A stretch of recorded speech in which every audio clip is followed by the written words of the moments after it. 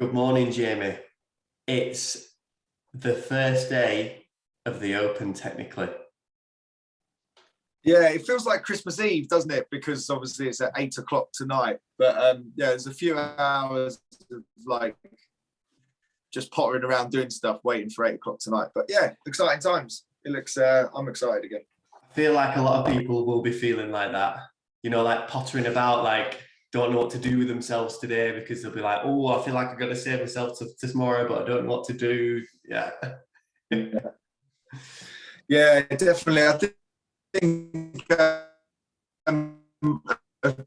we've had that conversation.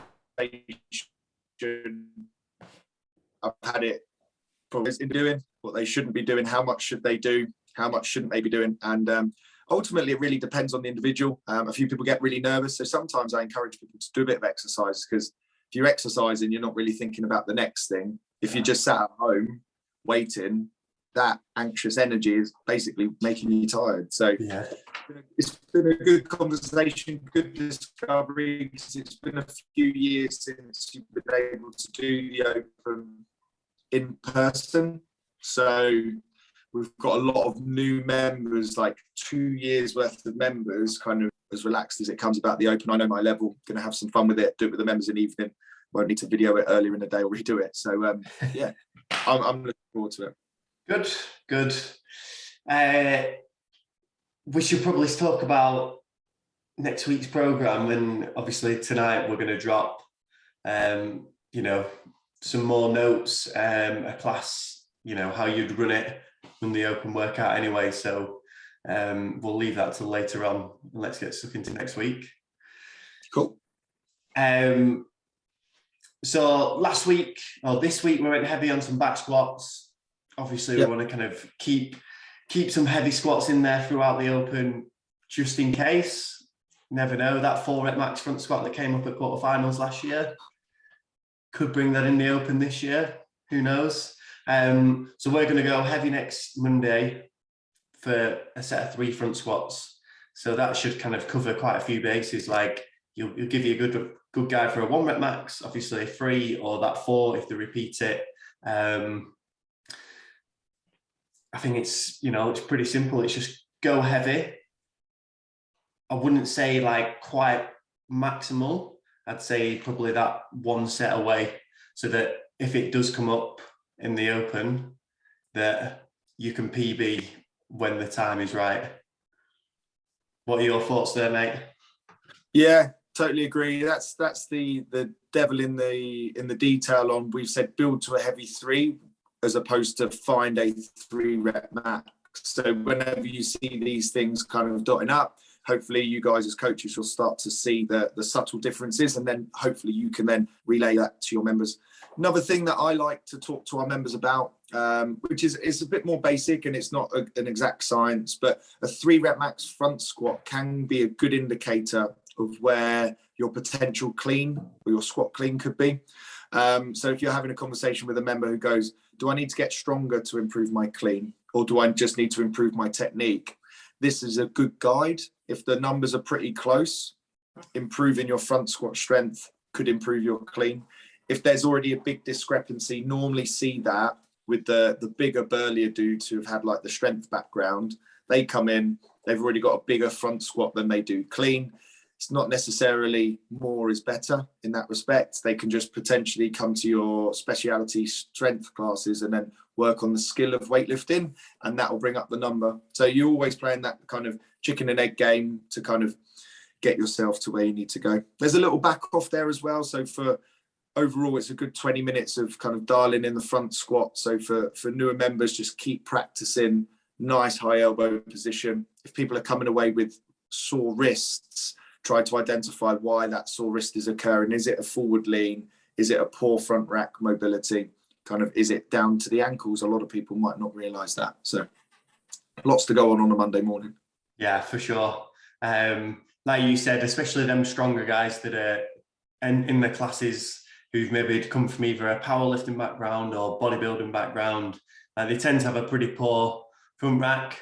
So I'd be like, emphasizing that today, because they tend to be the people that when they do squat clean, they end up catching it like this, and then it can make the clean harder, especially if you're cycling it for reps. So yeah, just dialing on the little things like Jamie said there. On to Air Max Annie. Love that name. It's cool. I've made this name up, so if it becomes famous, I will remember you, Jack. So yeah, it's a take on the Annie workout. If you have double unders really dialed in, this is going to be a much harder workout. For members that maybe struggle with double unders or kind of do the single under option, this is going to be the equivalent difficulty, because if you struggle with doubles, they are a real effort-based exercise, whereas once you do become super efficient, double unders at these kind of volumes are not really the issue. It's how quick you can do the sit-ups. But just wanted to kind of get some lower body stuff in there. The likelihood of doing a jump in air squat in the open a couple of days before is unlikely, but the chance of doing a double under was. But I just wanted a little finisher in there, so we kind of got everything moving.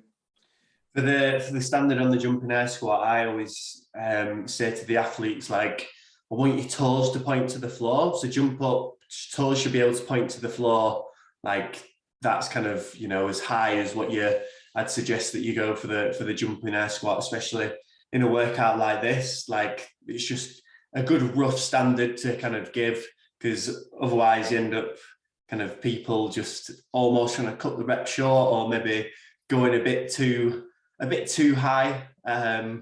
You don't want people doing max height jumps for 150 reps. So yeah, but a good amount of that should help get a good amount of tension in the legs, and keeping it for the next couple of days. And for the sit-ups, again, just great for a bit of muscular endurance, keeping that ticking over for the midline as well. Right, on to Tuesday. CrossFit blends. This looks really fun. What messages you getting across here, Jamie, when people are going through this? It's the CrossFit toy box, isn't it? It's got a bit of everything in there. Members have been loving. We've been taken from the athlete plan the Tuesday blends sessions, which are quite long, but they've got lots of CrossFit-based movements and combinations, which are great to practice. And we've kind of been diluting them and making them class friendly, and wanted to continue that format on. So we're going to go every 3 minutes, which means we need to be done within the 3 minutes. Okay, we need to be making sure that there is ample time to recover. We've got a horrible combination to start with. I think we touched on this last week, that like burpees and toes to bar are near enough the same movement. They are flexing at the hips, you're piking in the middle. It's very, very fatiguing. And it'll be interesting for people to challenge their toes to bar ability, or even their burpee ability, to go fast, and then see if they can hang on. So yeah, nice little combos kind of rolling through. The goal is to kind of move smoothly. So scaling is going to be really, really important. The numbers are what I would consider quite punchy for an everyday member. I would say if you're looking at your gym population, a couple of people in your gym population will be able to kind of go through all three of these RX. So don't be afraid to, as a coach, get into the detail. And we put lots and lots of numbers down to kind of look at reducing and scaling and those kind of things through our notes. Yeah. Like you say, each part, it's pretty much like direct interference going into the next exercise. If you compete guys maybe jumping in on this, to make it a little bit harder for them and just to make your classes run smooth, if there's a load of people in there, get them to start on the toes to bar first and then go into the burpees after. That will be a reality check, I can assure you. And same for the chest to bar pull-ups as an example. If some members can knock out big sets, and they need to kind of they want to practice doing butterflies as an example, or anything like that, you could always flick the exercises around. So again, just tailor the classes to your members. That last one will be really shouldery. And again, people want to be building confidence going into, Friday or next week if double unders do come up. So if there are some people that really kind of struggle with that interference of double unders, but they can do them, again, maybe just flick the exercises around just so they can build that confidence a little bit first. And also just a really good way to kind of split the class, you know, while keeping everyone doing the same thing. So, yeah. Do you want to add anything on to what I said then, Jamie? No, just keep echoing it. It's good fun. I think this is one of those ones that you pick out a couple of movements and then you really focus on the coaching element of that, because what you'll find is that is a lot of stuff to really go into the detail of. So pick a couple of things out, make sure you're really dialing it in, and then hopefully you'll get some people maybe get their first double unders if that's the focus. Is it, oh, okay, people are focusing on the chest to bar pull up today. So yeah, pick a couple of things, go after them. Cool. Right, on to Wednesday. We've got a good blend of different snatch movements. Got power snatches, hang snatches, and full snatches. So this should prepare anyone for anything that's coming up snatch-wise in the next couple of weeks again. For you, Jamie, what are you emphasising when rotating through the 3 exercises? Is there, you know, a common factor? Are you going to go into a little bit of the differences for each one? How would you be attacking this? Really good question. I think if we're looking at we've got two lifts that come from the floor and then one come from above the knee. The common factor is that position just above the knee. Mm-hmm. So coming from the ground, we need to be just above the knee, shoulders over the bar, weight in the midfoot. Same thing needs to happen when we're traveling down into the hang. So that's my main common point that I will be focusing on as a coach on that Wednesday, is to make sure that we're seeing a very similar position coming from the ground as we are coming back down to the hang. Because a lot of people tend to find their hang position is better than going from the floor, because the knees are not necessarily interfering, and then the counter movement way of rolling down and then up. So what we need to do is, that's, as a coach's eye, be side on checking people's shoulder position in relation to where the bar is and where the weight is in the foot. If you're catching people kind of too far in their heels, making sure you bring them forward, so you see those toes too far forward and then the heels coming up before that initiation at the hip, get them to come back a little bit. So yeah, that's my main point. Footwork will always be the same. So again, just looking further up and down the branches. Later on, make sure people's feet are really dialed in and we're not starfishing out that power snatch. A really good way, and I did this with Reggie and David yesterday. So Reggie in particular was just kind of struggling. It was just one of them days where he was struggling to find like where his hang position was. It started off with his shoulders were a little bit too far over, and Steve kind of said, bring up your chest a little bit more, and he kind of changed it a bit too much. And I said, when you snatch deadlifting the bar up, pause at your like usual hang position where you lower down to, and take note of how that feels, because when you come down in your hang, it should feel the same. So like I say, really good is on your snatch deadlifts, come up, pause, take note, and then lower back down to that position after you've come into the hip. And it should feel exactly the same. And one more key thing to add on to that is, like, there shouldn't be just tensioning. You shouldn't just feel like your hamstrings or your quads. Ideally, you're feeling them both a little bit. If we've got a little bit of tension in both your quads and your hamstrings, as an example, there's more chance that you're going to use both them muscles. Whereas if you come over too much and you just feel your hamstrings, like, it's highly likely that you're going to use your hamstrings a lot more, but probably not your quads at all, as an example. Okay, so you want to be using both, and even if you're stronger in one area than the other, again, we still want to be maximizing the amount of muscles that we're using when we're doing the weightlifting movements. So yeah, a few bombs on you there to drop. Cool. Onto this savage workout that Jamie's dropped on you. If I was taking this class, I would be pairing people up in threes, and that's how I would be doing it. So 2 people are getting in your ear while you're sat on the rower. finer details going into this, what you're saying, Jamie. I'm thinking transitions and setting the rower quick, if we do it that way. Yeah, so getting on and off the machine, obviously, when we're rotating around in those threes, but we're looking at that big intensity and a big push to kind of improve that stroke volume, get that blood pumping around the body again. So then we're able to kind of have an easier day Thursday, rolling into the second open workout on that Friday. So it's also a good opportunity to kind of push effort over number.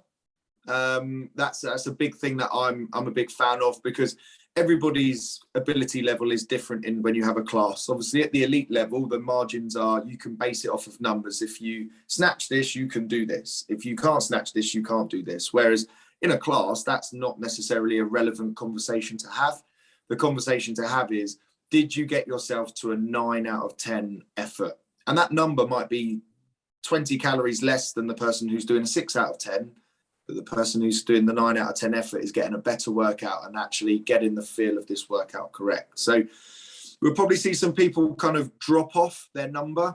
I certainly know that if you got me on and it was a minute max effort, 2 minutes, it'd be more like 2 hours would be enough adequate recovery before I was be able to function correctly. So what I'm really after is people to really push it and then see what their drop off rate is. If you want to score it like that, you could. That would be a good way of testing your recovery rate. So you just take your first score and then take your worst score, and then you can work out the difference. If you want people to kind of be balanced in their ability. But overall, get in, hit it hard, and have some fun with it. Those are the kind of workouts that when you finish, you're cheering everyone on. Everyone's getting around each other, and it finishes sometimes with the simplest stuff is the best stuff. Yeah, agreed. What would be good is for future sessions like that on our side is you went through with the guys like how to kind of help each other and do some quick transitions. It would be cool to drop these on the gym. So for a future session or workout where it requires a max effort, fast on the machine, other person getting off, how to do it, because you've got some really cool ways of how to do that. So yeah, that's something we can drop on you, maybe not for next week, but yeah, for future sessions. Definitely cool. On to Thursday, we've got a little bit of skill work.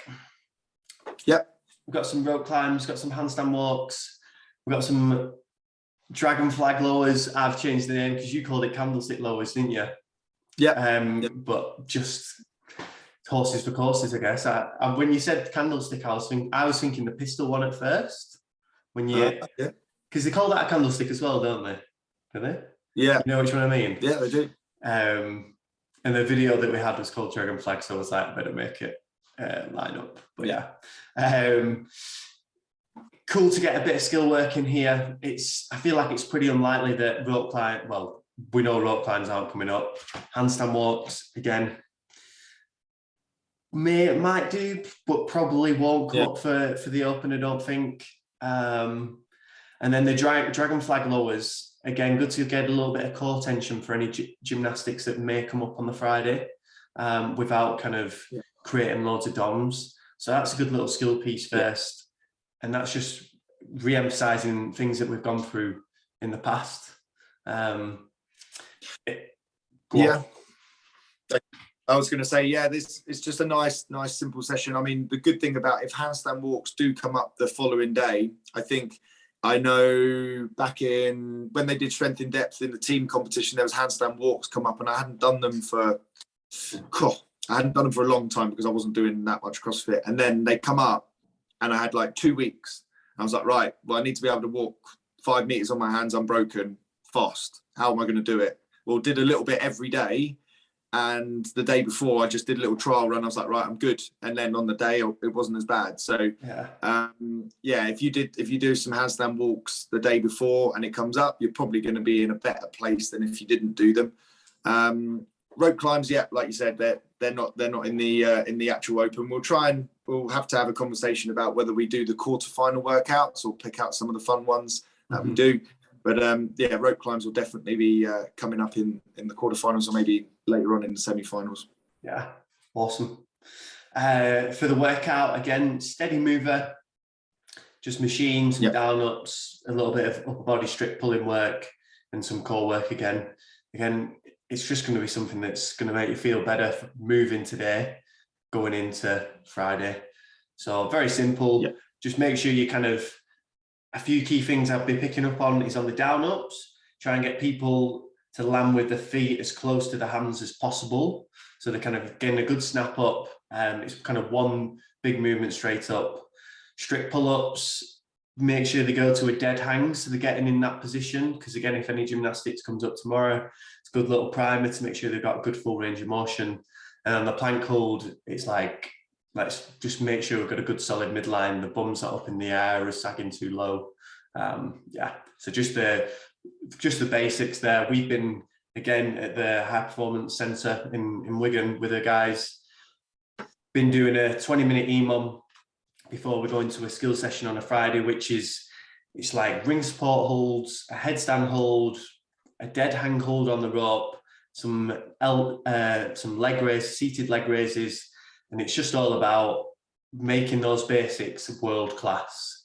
And if they can get really good at the basics, it's only going to pass on to everything else. So again, we do these simple movements, you know, with the guys who are at the higher level, and you do get a lot from making sure they're on point.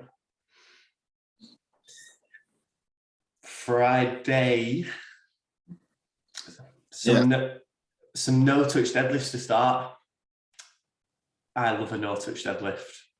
Well, how do you feel about a deadlift? You love a deadlift. How do you feel about it? Oh, get me under the bar rather than on top of it. That's my little motto. I think it's good.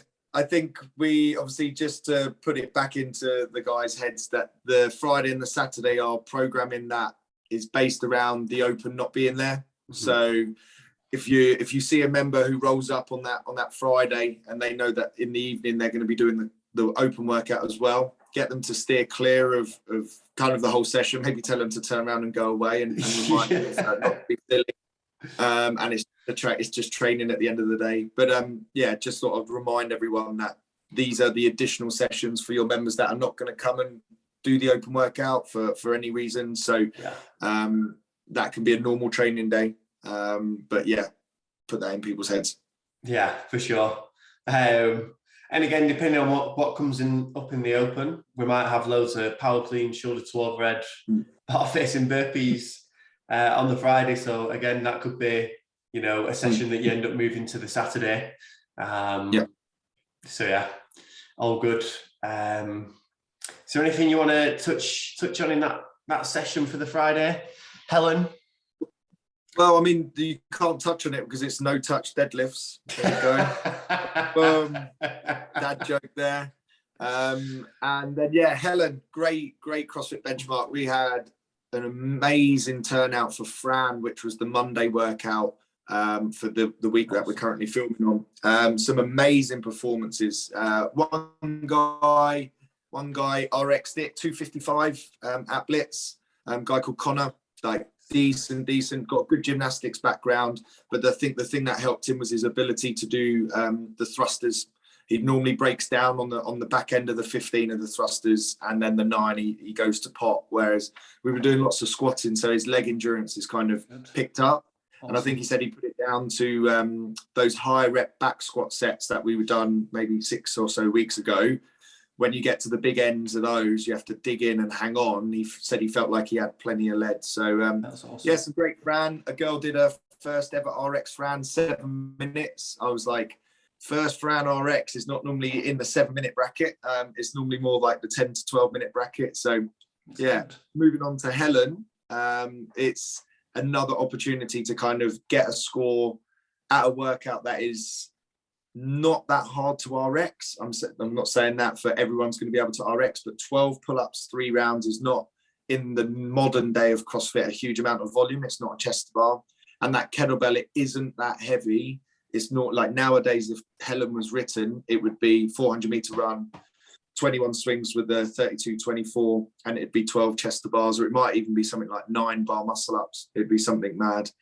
I know they did that at the British Summit. There was a competition years ago. Ben did it. That's how long ago it was. 2014 Battle of London. Fat Helen, they called it. Was it run around?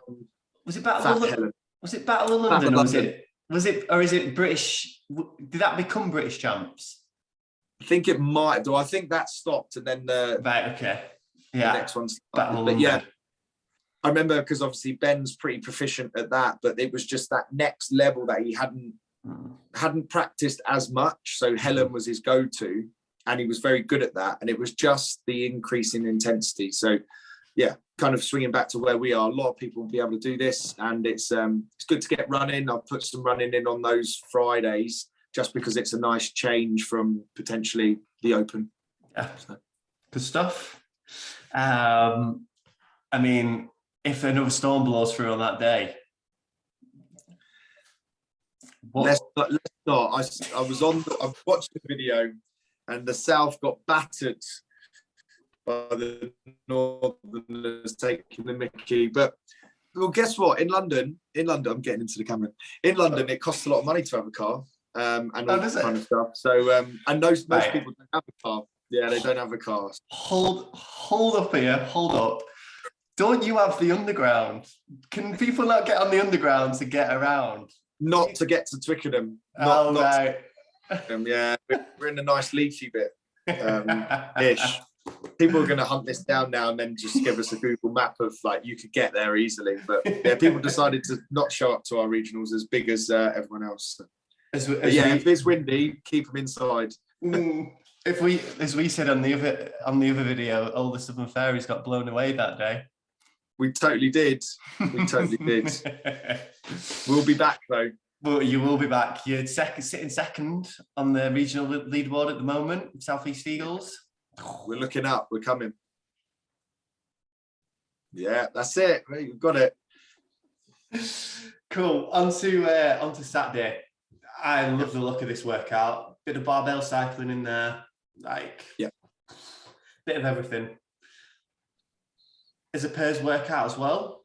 Again, let's put that little bit more intensity in there as well, without it being like super intense, because probably around there is going to take you 2 minutes. Do you reckon? Yeah.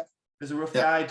So again, it's a length where you can't fully send it, but you can move at a decent pace all the way through. And I'd be really kind of honing in on the barbell cycling aspect. Just in the warm-up, dialing in some good touch and go reps on both the cleans and the shoulder to overhead. We've done a video for the shoulder to overhead that's just a good way to kind of dial it in as well. Just adding the pause in overhead a little bit longer to give people time to kind of make sure they're ready before going into that next rep. Do you want to go into a bit more, any details there specifically for the cleans or the shoulder to overhead there, mate? Yeah, I think I've put a weight down that encourages people to hang on to the bar.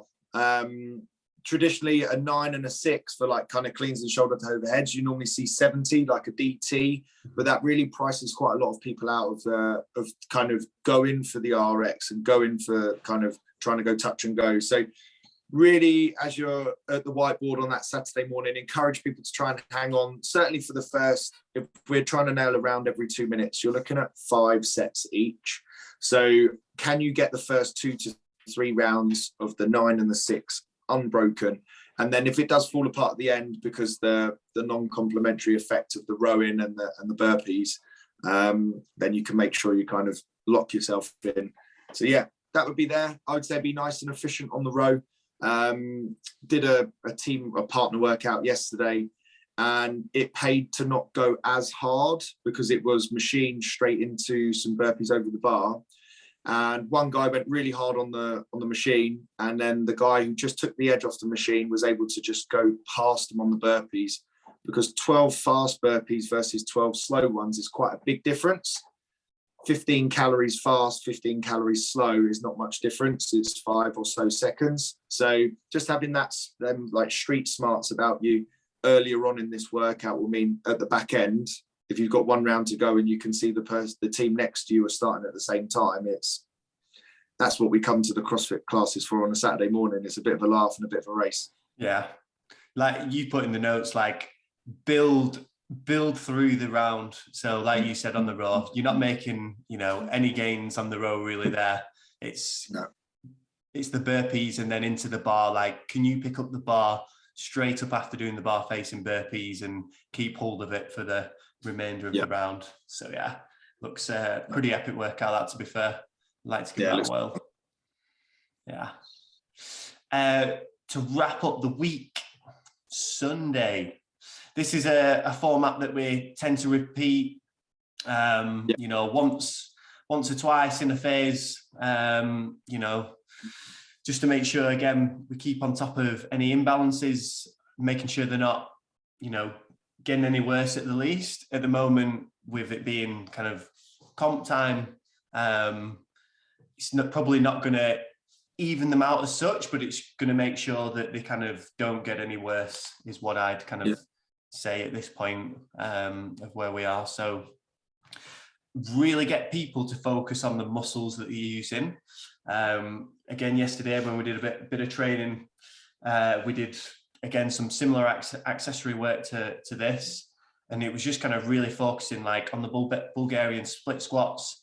I'm really focusing on using my thighs and my glutes. I'm thinking about using those muscles, and again, same for the other movements as well. So think about the muscles that they should be using, and what a good way if people are struggling is, like, I just used to poke people where they should be feeling it, and then they can actually be like, oh right, yeah, I can get a bit of engagement there actually. So that's a good little way to kind of help people out there. Do you want to add anything there? I think just to echo what you said about the repeatability of these like real basics. We touched on it earlier, the world-class basics. You can never be too good for a Bulgarian split squat, single arm row, some kind of basic pressing.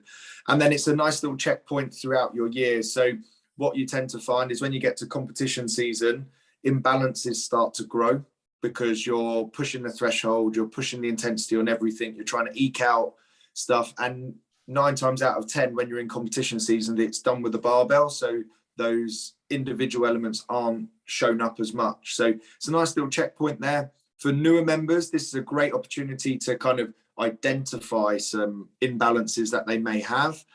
And ultimately, from a coaching point of view, the Saturday, it's quite intense, the music's high, the energy's massive. With these kind of workouts, you'll end up grouping people up. So the conversation becomes a little bit more easier to have. The heart rates are not as high until we get to the workout. So then we have that whole community aspect of when you run a class.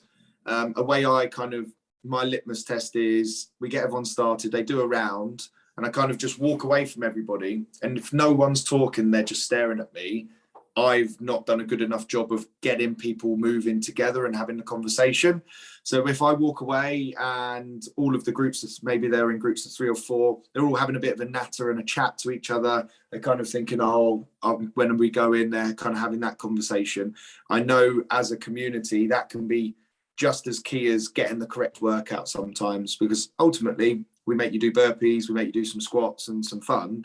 But if you're doing it in an environment where everyone feels included and welcome, if someone off the street walked in and goes, "What is this?" They're like, "This feels really nice." Yeah, awesome. Something. Yeah, good. And then an EMOM to round off the week. Probably disguised a little bit more as it's a 2 minute on, 1 minute off, pretty much working for 2 minutes, 60 seconds rest. Wants to be moderately hard, like you've put there. It's just riding the line. I'd be just looking to keep moving the whole time on the AMRAP minute. Like, how efficient are you? How good are you doing those transitions? Yeah, it should be a good little flush. If you're feeling a bit leggy or a bit army, it should. The first round of the EMOM might feel like the worst one, and then once you kind of get into your next couple of rounds, it'll feel good. The heart rate comes up. For those members that potentially they'll look at the open 3 weeks and go, I'm going to avoid Friday through Saturday, like the plague, because it's just not their bag. They like exercising. Sunday, you find you get a lot of those members that are either new or nervous because it's a simpler program. It's one of those ones that you get less of. No one's coming in and trying to smash a Sunday workout. They're coming in on the Friday or the Saturday to do it. So this is a good chance to kind of talk to those members, make sure they're feeling good, ask them about their goals, because if you know about their goals, you can then direct the conversation. If you've got someone who wants to lose weight and get fit, you can push them on that EMOM. If they come in to just maybe get away from the kids or the other half for an hour and just relax, you know how to have that conversation with them. And that's one thing that I've learned, is that when people walk through the door, you've got to know them better than they know themselves. So then you can direct the conversation. Yeah. For the level of person that, like James said, usually will probably come into this class, the dumbbell hang snatches is really good for teaching them, you know, how to switch hands. Like, they've got to switch hands, they can't switch on the floor. So that for them will be a somewhat difficult skill to learn. So yeah, that's like a good little kind of skill piece that you can look to focus on for that workout as well. Nice. Cool. Let's wrap it up. Got a big day ahead and a long night. Yeah, well, at least it's 8 o'clock and not 1 a.m. in the morning. I think everyone's going to be happy. And I think from a UK perspective, the participation level is going to be higher, because people that you won't expect to have watched it will have watched it. It's only the real diehards that will either watch it at 1 a.m. Like, I used to set an alarm and watch it because I was just CrossFit diehard, or they'd be watching it in the morning and watching all those tip videos. So I think it will have a bigger hit in the UK than what we think, which is a good thing. I've still not done my judges course. Hey, got to nail it. Got to be able to no rep those people. I know, yeah. It needs to be done before. I'm gonna have to do it today. It's not forgetting. As hard. I know, it's not as hard as previous years. If you get one wrong, it's only one wrong. You go back and then do it again. I'll get it done now. While I'm thinking about it, I'm going to do it right now. Very good. Make sure you do it as well. Yeah. Right, we'll catch you all next. Well, Jamie will probably catch you later on when he drops a message in the group, but I'll catch you all next week. See you later.